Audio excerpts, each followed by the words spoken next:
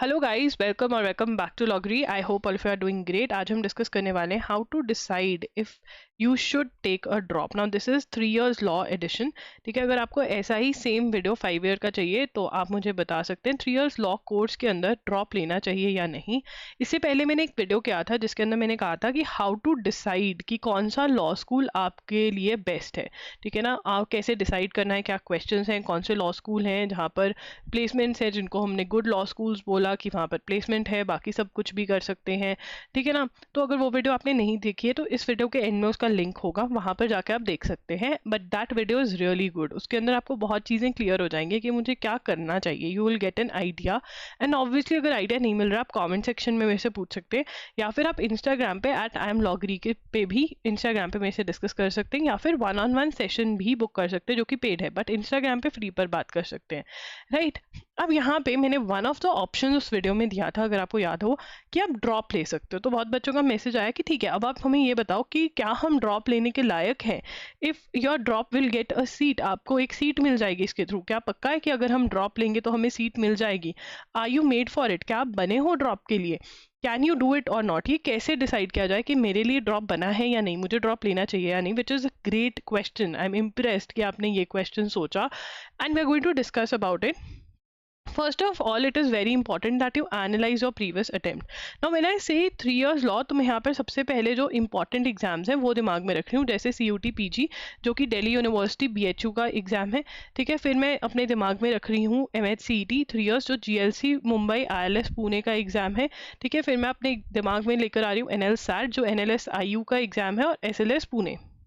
I am assuming कि आपको इन चारों में से, इन 4-5 में से किसी में भी कोई भी अच्छा स्कोर आपका नहीं गया है, and then you are here कि मुझे लेना, या फिर इनमें से कोई भी एक में। ठीक है ना, अब आप अपना अटेम्प्ट एनालाइज करोगे कि भाई मेरी गलती क्या थी। ठीक है ना, अब आपकी गलती ये नहीं हो सकती, बहुत ही रैंडम सी चीज़ बोल देते हैं कई बच्चे कि मैं पढ़ी नहीं। क्या नहीं पढ़ी भाई? मतलब मैं पढ़ लूंगी, क्या पढ़ लोगे? नहीं, you need to be minute attempt analysation होना चाहिए।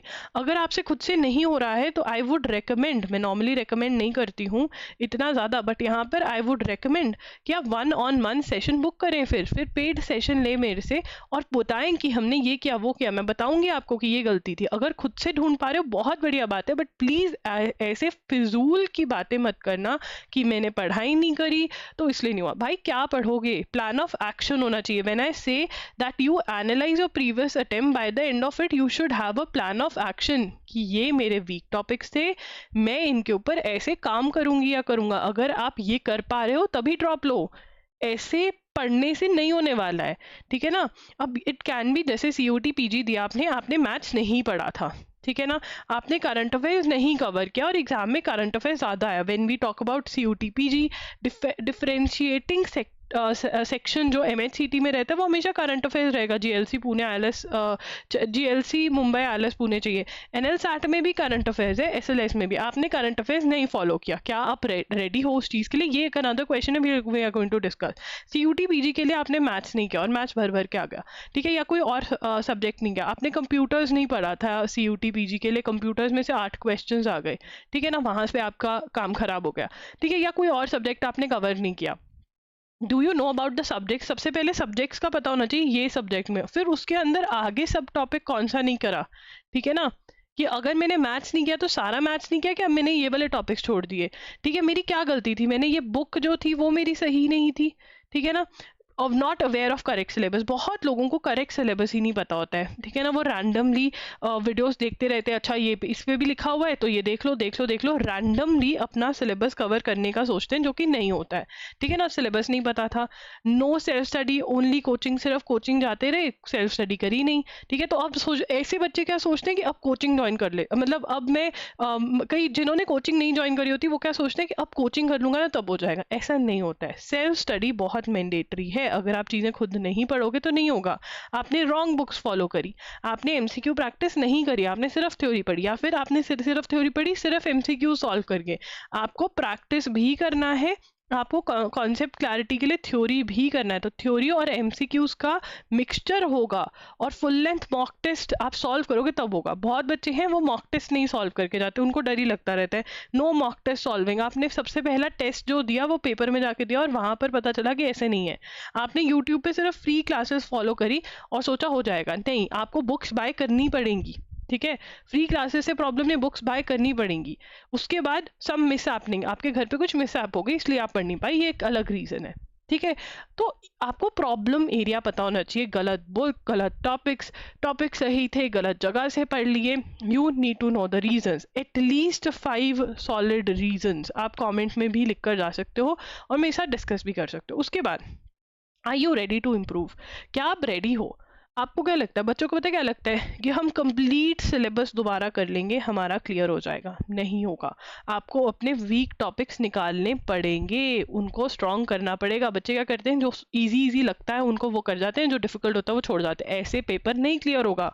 CUT का तो बिल्कुल भी नहीं होगा, क्योंकि 70 क्वेश्चन ही रह गए हैं वहां पर, 70 क्वेश्चन ही रह गए हैं। और इन 70 में क्या छोड़ोगे और क्या नहीं करोगे, सब कुछ कर कर जाना पड़ेगा। You have to do it end to and.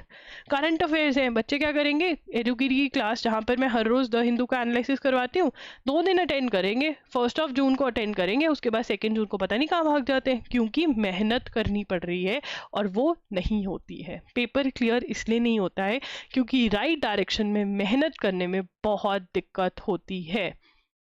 Work on subjects that you are weak in, आप इसके ऊपर, बहुत डिफिकल्ट वाली बात है यार, बोरिंग सब्जेक्ट्स लगते हैं ये आपको, और ये पढ़ने हैं आपको, और ये पढ़कर स्ट्रॉन्ग बनाने हैं, मतलब बहुत पढ़ना पड़ेगा। क्या रेडी हो उस चीज़ के लिए?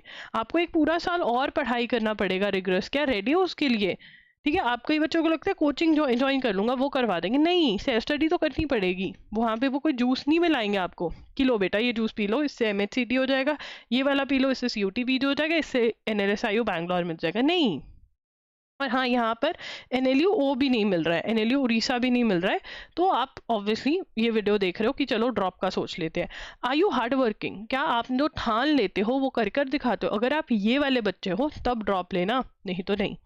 टाइप्स ऑफ ड्रॉप, अब बहुत सारे बच्चे जॉब ले लेते हैं अपनी ग्रेजुएशन की फील्ड में और साथ साथ पढ़ाई करते रहते हैं। ये वाला ड्रॉप भी अच्छा है कि जब एडमिशन हो जाएगी उस साल में हम कर लेंगे, ठीक है। कंप्लीट ड्रॉप, वो कुछ नहीं करते हैं, सिर्फ ये करते हैं। उसके अंदर और दिक्कतें हैं, जैसे इसके अंदर टाइम मैनेजमेंट की दिक्कत आती है कि आप कैसे टाइम निकालोगे पढ़ाई करने के लिए। वीकेंड्स पे टाइम मिलता है, ड्यूरिंग द ऑफिस टाइम मिलता है, ट्रैवल टाइम में, तो वीकेंड्स पे ऐसे बच्चे पढ़ते हैं, ड्यूरिंग ट्रैवल ऐसे बच्चे पढ़ते हैं, या फिर एट नाइट जो है वो ऐसे बच्चे ऐसे पढ़ते हैं। बहुत बच्चे ऐसे हैं मेरे पास जो ऐसे भी एग्जाम क्लियर करते हैं, ठीक है। जॉब करते रहते हैं, साथ साथ में पढ़ाई।